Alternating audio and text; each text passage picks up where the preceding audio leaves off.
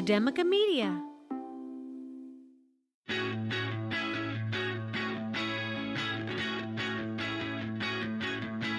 From Academica Media Studios in Miami, Florida, it's Big Ideas in Education, a weekly recap of inspiration and innovation in your schools. Welcome to the show, everybody. I'm Ryan Carella. This week, we're going to be taking a step beyond STEM learning, science, technology, engineering, mathematics, and even beyond STEAM learning, which adds arts to the mix, so that we can have an exciting discussion about ESTEAM, which infuses entrepreneurship education into the pedagogy. We're discussing ESTEAM today with Scott Mann, the Director of Education and Training at VentureLab, a nonprofit organization dedicated to creating the next generation of diverse innovators and changemakers through entrepreneurial learning. You can find out more about our guest's work by visiting venturelab.org. Scott, thank you so much for coming on this week. You're very welcome, Ryan. Thanks for having me. Thrilled to have this discussion. It feels like the longer I've worked in education, the more letters we're adding to the STEM acronym. And don't get me wrong, I'm not complaining about any of it. I think adding arts, and in your case, adding entrepreneurship to STEM makes a lot of sense, helps make this pedagogy more inclusive, and makes it more relevant to students. So I think it's very, very cool. But people don't want to hear that from me. They want to hear that from you. So can you talk about the value in bringing entrepreneurship into STEAM learning? Yes, it is an alphabet soup out there that changes over time. I was a public school teacher for 10 years before I came into this role. And when I sat down for my very first PD session, first year of teaching, I sat beside an educator, and 30 years in, she put her arm around me. She's like, honey, the only thing that stays the same is what they're going to change. It'll come back around.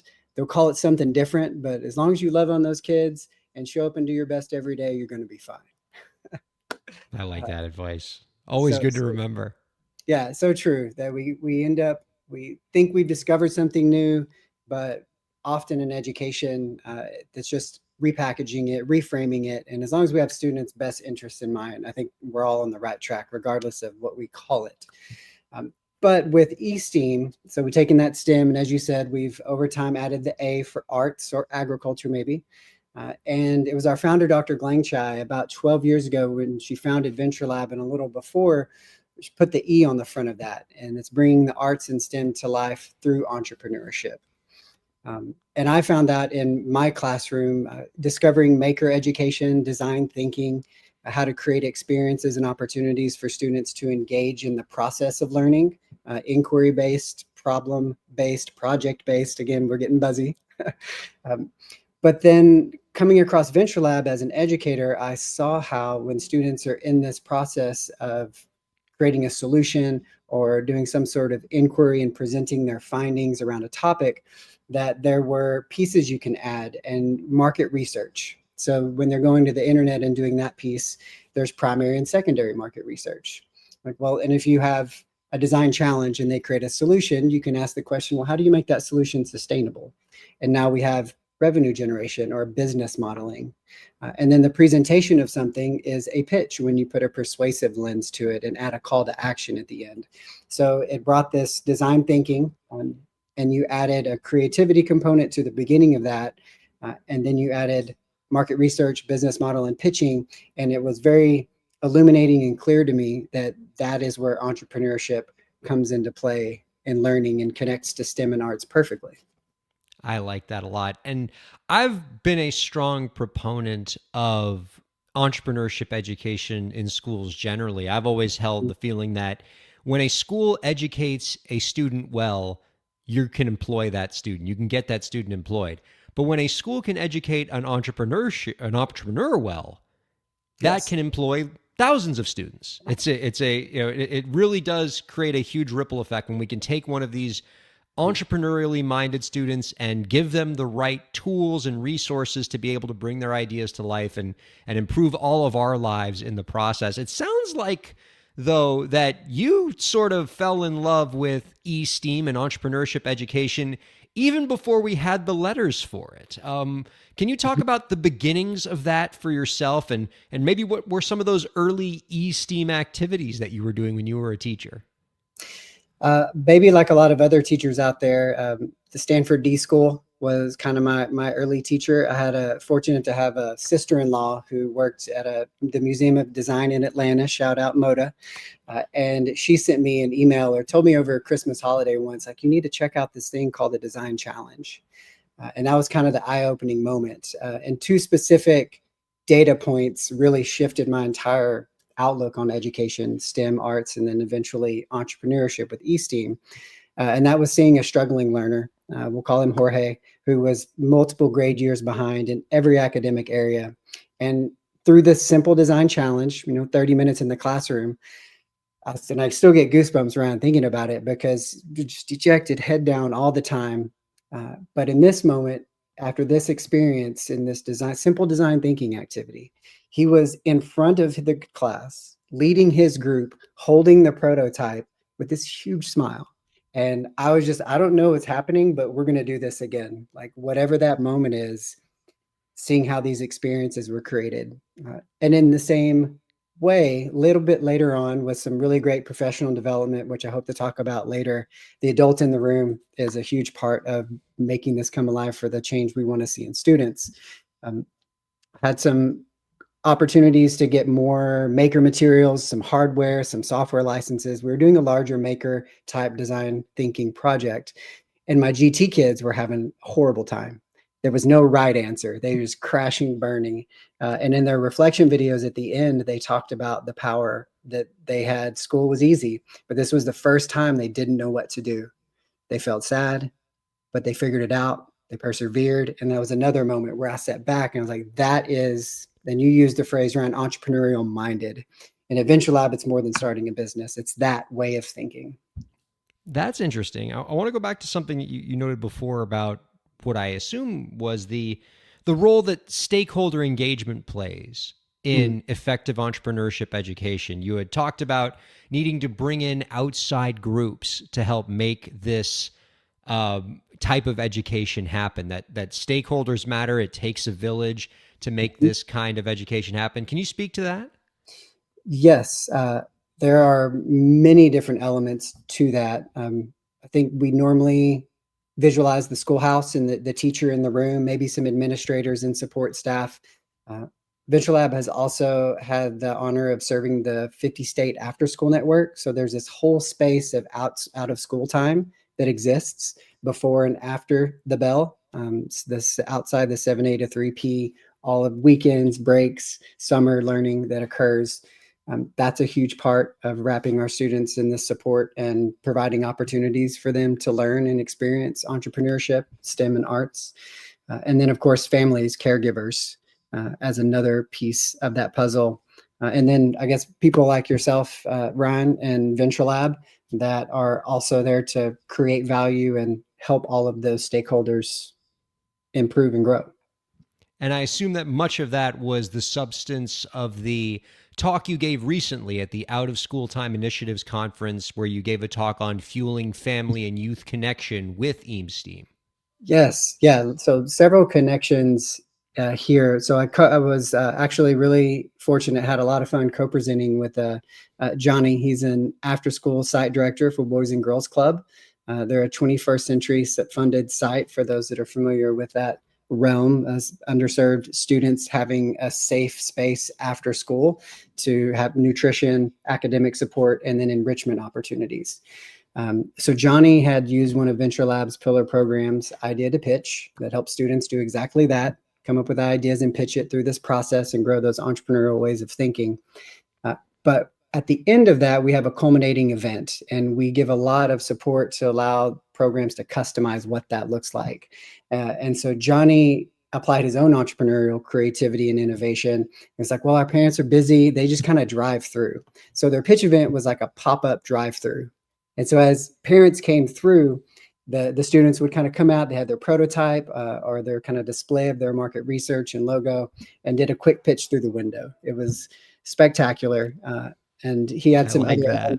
Yeah, in the school. So we took that to the conference to show other out of school time educators from around the state of Texas what that could look like, try to empower them to apply their own entrepreneurial thinking.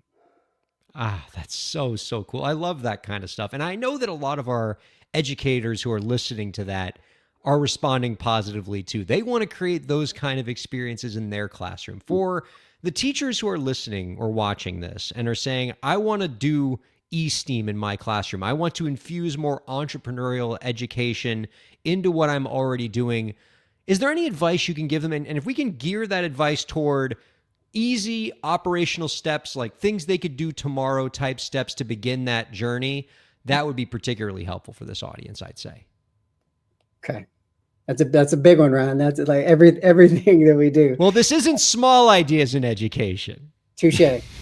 Well, I'll break it down in a couple of pieces and kind of reflecting on my own journey and path on how I was able to do that. Start small.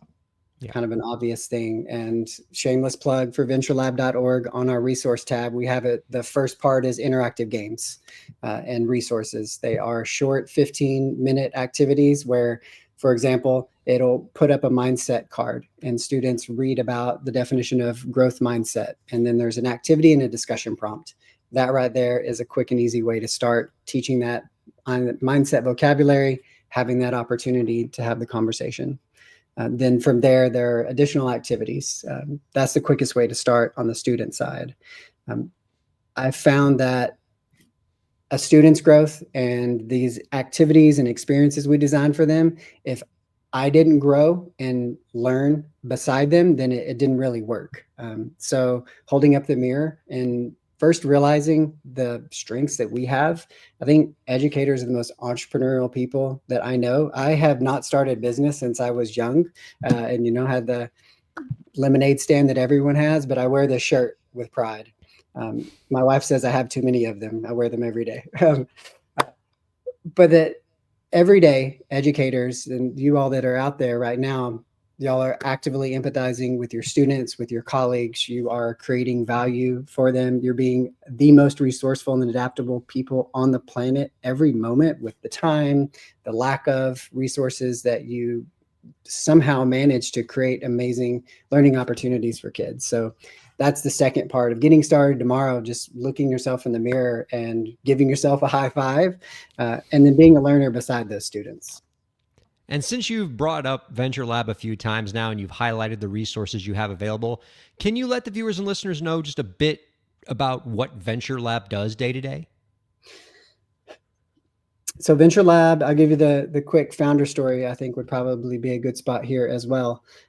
Started 12 years ago with our founder, Dr. Glangchai, author of Venture Girls, good book, shameless book plug.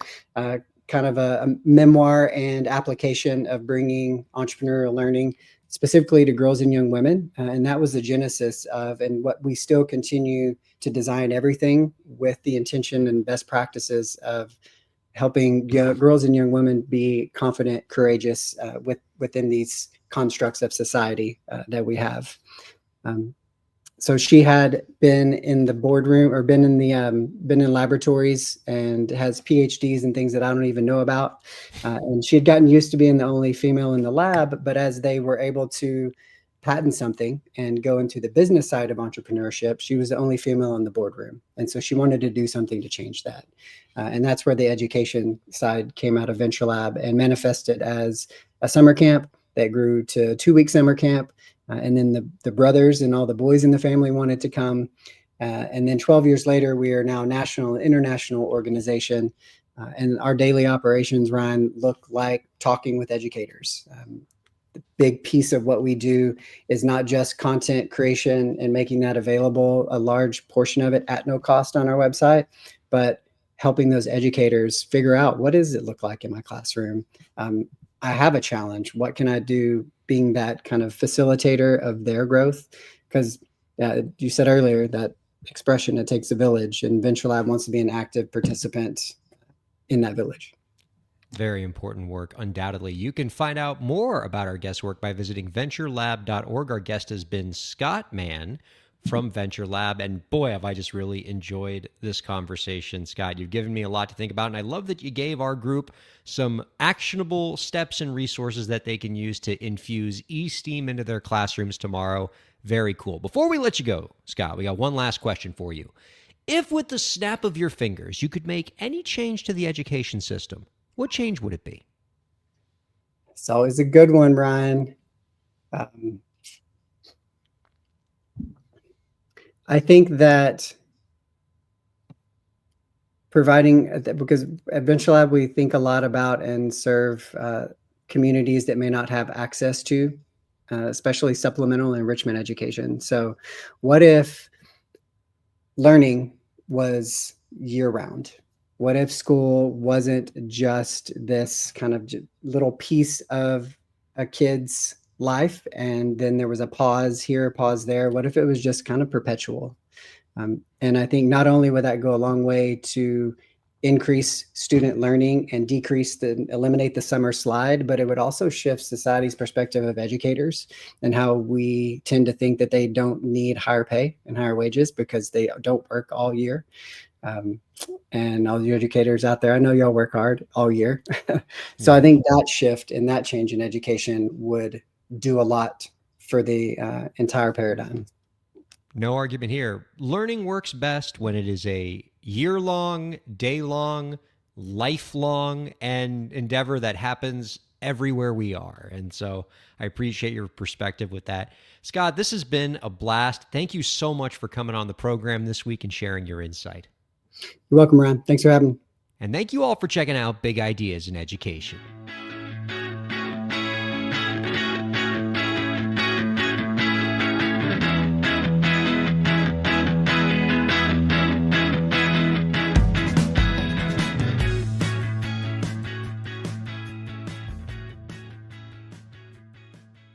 The views expressed on the preceding program have been those of the hosts and guests and do not necessarily reflect the views of Academica, its clients, staff, affiliates, or advertisers.